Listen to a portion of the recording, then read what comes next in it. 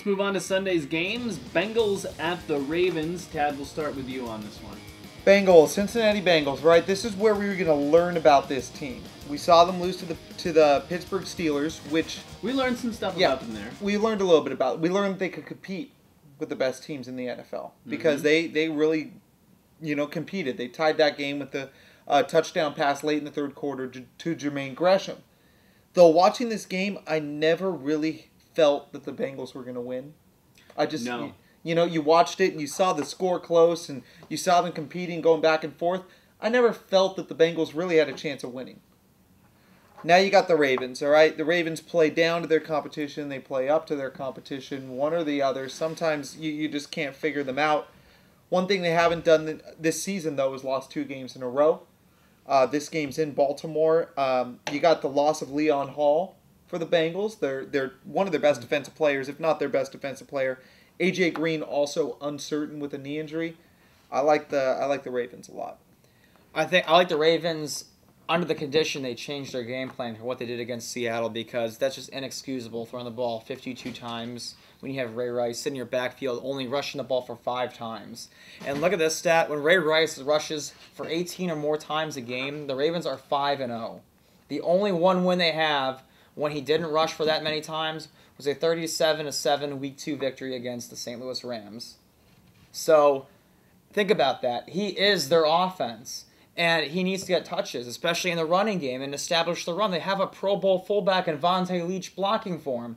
Why doesn't Cam Cameron use him more? I just don't understand what his motivation is, or John Harbaugh's, for that matter, to throw the ball as much as they can, because Joe Flacco hasn't shown to me that he can be accurate.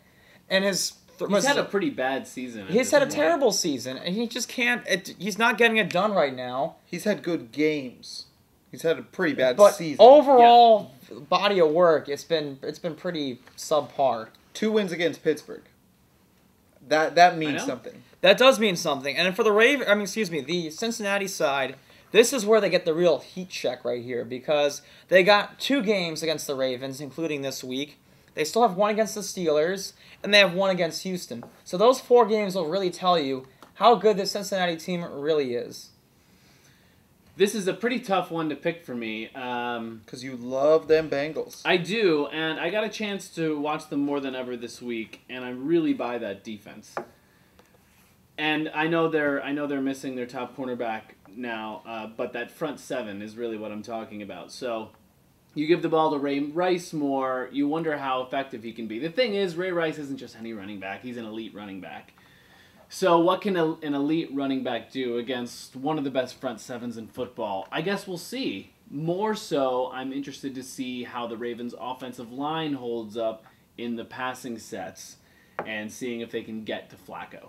If they can get to Flacco, it's going to be a long night for the Ravens, because the Bengals can win games with their defense. That's really what they've been doing all year. Andy Dalton plays well. A.J. Green is elite at this point. I mean, come on. You saw that catch in double coverage in the end zone last week. That was incredibly sick. He's going to be questionable this week to play. I know. He left that game, and That's he's a questionable, huge deal. so I don't know. And honestly, I think I'm going to have to take the Ravens in this game.